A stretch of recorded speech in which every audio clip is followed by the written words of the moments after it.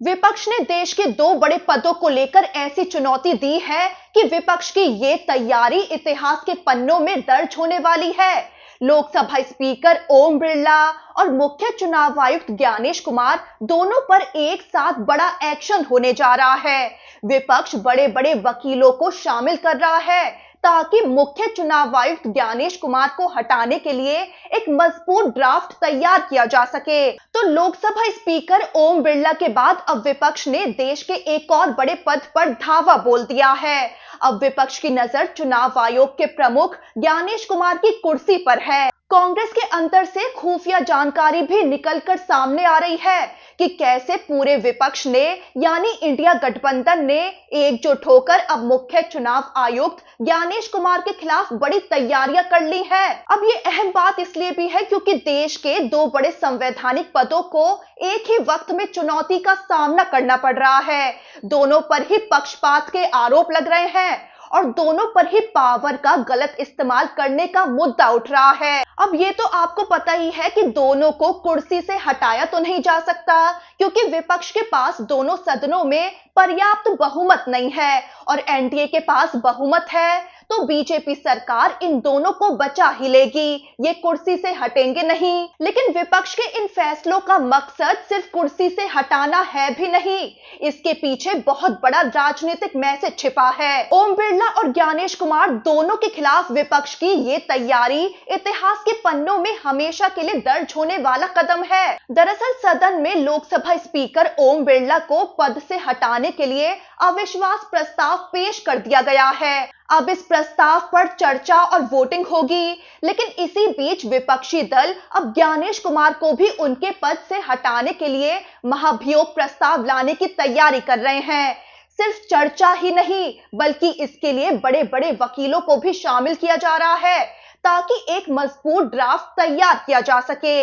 ये ड्राफ्ट संसद में रखा जाएगा और उसके जरिए ज्ञानेश कुमार को पद से हटाने की कोशिश की जाएगी। इसका मतलब साफ है कि मुख्य चुनाव आयुक्त ज्ञानेश कुमार इससे पहले कि पश्चिम बंगाल चुनाव की तारीखों का ऐलान करते, उससे पहले ही खुद ज्ञानेश कुमार के सामने एक बड़ी तारीख आ सकती है और ये तारीख आएगी संसद से उनको लेकर। दरअसल बंगाल में चुनाव से पहले ममता बनर्जी की पार्टी टीएमसी लगातार मुख्य चुनाव आयुक्त ज्ञानेश कुमार को बुरी तरह घेर रही है। उन पर एसआईआर यानी वोटर लिस्ट रिवीजन के जरिए धांधली और बीजेपी की मदद करने के आरोप लगा रही है।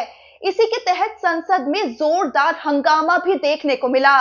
टीएमसी के सांसदों ने ज्ञानेश कुमार के खिलाफ जोरदार प्रदर्शन किया, खूब नारेबाजी की। टीएमसी सांसद महुआ मोइत्रा समेत कई विपक्षी सांसदों ने ज्ञानेश कुमार गो बैक के नारे लगाए। अब ये मामला सिर्फ नारेबाजी तक सीमित नहीं रहा, विपक्ष एकजुट होकर अब ज्ञानेश कुमार के खिलाफ महाभियोग प्रस्ताव लाने की तैयारी कर चुका है। दिलचस्प बात यह है कि जो विपक्षी दल अब तक एक मंच पर नहीं आ पा रहे थे, वो भी इस मुद्दे पर एकजुट होते नजर आ रहे हैं। इंडियन एक्सप्रेस की एक रिपोर्ट के मुताबिक विपक्षी दलों की एक अहम बैठक हुई है जिसमें लगभग सभी पार्टियों ने इस बात पर सहमति जताई है कि ज्ञानेश कुमार के खिलाफ महाभियोग प्रस्ताव लाया जाना चाहिए। तो टीएमसी और कांग्रेस अब इस मामले पर एकजुट हो गए हैं। दरअसल ममता की टीएमसी और कांग्रेस के बीच थोड़ी खींचतान चल रही थी, इसीलिए लोकसभा स्पीकर ओम बिरला के खिलाफ कांग्रेस की तरफ से जब अविश्वास प्रस्ताव रखा गया था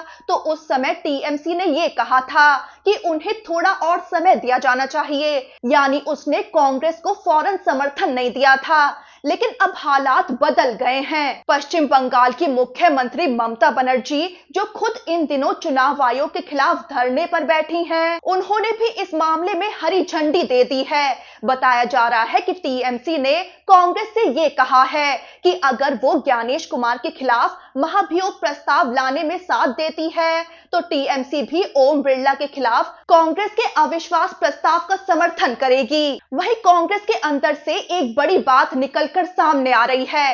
ये बताया जा रहा है कि इंडिया गठबंधन के सहयोगियों से चर्चा पूरी हो चुकी है और सभी दल एसआईआर के कारण ज्ञानेश कुमार के खिलाफ अविश्वास प्रस्ताव लाने के पक्ष में हैं। वहीं अब संसद में टीएमसी, कांग्रेस के अलावा अखिलेश यादव के समाजवादी पार्टी के सांसद भी इस मुद्दे पर काफी आक्रामक दिखाई दे रहे हैं। अखिलेश यादव तो लगातार चुनाव आयोग और मुख्य चुनाव आयुक्त ज्ञानेश कुमार के खिलाफ कई बार खुलकर बयान भी देते रहे हैं। उन्होंने तो ये तक कह दिया था कि इलेक्शन कमीशन मर चुका है, जरूरत पड़ी तो उसका कफन भी हम ले आएंगे। अब बड़ा सवाल ये खड़ा होता है कि क्या विपक्ष के पास इतनी सीटें हैं कि वो महाभियोग के जरिए ज्ञानेश कुमार को पद से हटा सके, और अगर नहीं है तो इस महाभियोग प्रस्ताव लाने का मकसद क्या है? तो असलियत ये है कि विपक्ष खुद भी जानता है कि संख्या बल उसके पास नहीं है, यानी ये प्रस्ताव पास होना और ज्ञानेश कुमार को कुर्सी से हटाना लगभग नामुमकिन है। सत्ता पक्ष यानी एनडीए के पास बहुमत है, लेकिन इन फैसलों के पीछे विपक्ष की रणनीति कुछ और है। दरअसल जब ऐसा प्रस्ताव संसद में आता है तो उस पर लंबी बहस होती है, जैसे ओम बिरला के खिलाफ अविश्वास प्रस्ताव में हो रहा है। विपक्ष के पास भले ही बहुमत नहीं है, लेकिन बहस के दौरान राहुल गांधी, टीएमसी के नेता, समाजवादी पार्टी के नेता और अन्य विपक्षी दलों के सांसद बोलेंगे। वो आरोप लगा रहे हैं कि कैसे संसद की कुर्सी पर बैठकर ओम बिरला पक्षपात करते हैं, कैसे विपक्ष को बोलने नहीं दिया जाता, और ये संसद से उठाई गई आवाज पूरा देश सुनेगा, जो विपक्ष की छवि को मजबूत करने वाला कदम है। इसी तरह ज्ञानेश कुमार के खिलाफ महाभियोग प्रस्ताव आया तो उस पर भी संसद में बड़ी बहस होगी। उस बहस में टीएमसी बताएगी कि कैसे चुनाव आयोग ने उनकी शिकायतें नहीं सुनी, कैसे एसआईआर में मनमानी हो रही है। राहुल गांधी भी संसद से वोट चोरी का मुद्दा उठाएंगे। अखिलेश यादव भी बताएंगे कि कैसे उत्तर प्रदेश में एसआईआर के जरिए गड़बड़ियां हो रही हैं, और बाकी विपक्षी दल भी संसद से अपने अपने आरोप सामने रखेंगे। दरअसल विपक्षी पार्टियां पहले ही चुनाव आयोग के कामकाज को लेकर शिकायतें दर्ज करा चुकी हैं, इसीलिए अब ज्ञानेश कुमार के खिलाफ महाभियोग प्रस्ताव लाने के पीछे मकसद साफ है कि लोकसभा से लेकर राज्यसभा तक विपक्ष आवाज उठाए कि कैसे चुनाव आयोग की बीजेपी से मिली भगत है और वोटर लिस्ट में वो कैसे धांधली कर रहा है। संसद से विपक्ष ये आवाज उठाकर पूरे देश के सामने ये मुद्दा साफ तौर पर रखना चाहता है, क्योंकि संसद से उठी देश के इन दोनों बड़े पदों के खिलाफ आवाज बड़ा असर डाल सकती है। विपक्ष के आरोप गहरे साबित हो जाएंगे और देश में बड़ा मैसेज जाएगा। तो असल में विपक्ष की पूरी रणनीति यही बताई जा रही है। विपक्ष अब 100% टीम एफर्ट के साथ आगे बढ़ रहा है।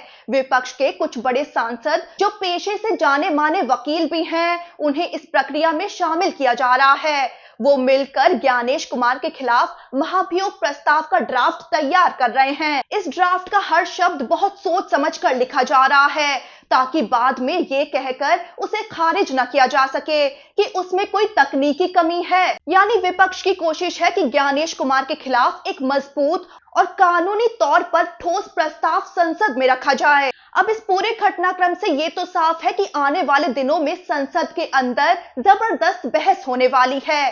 पहले ओम बिरला के खिलाफ अविश्वास प्रस्ताव पर और ज्ञानेश कुमार के खिलाफ महाभियोग प्रस्ताव आया तो उस पर भी तीखी बहस देखने को मिलेगी।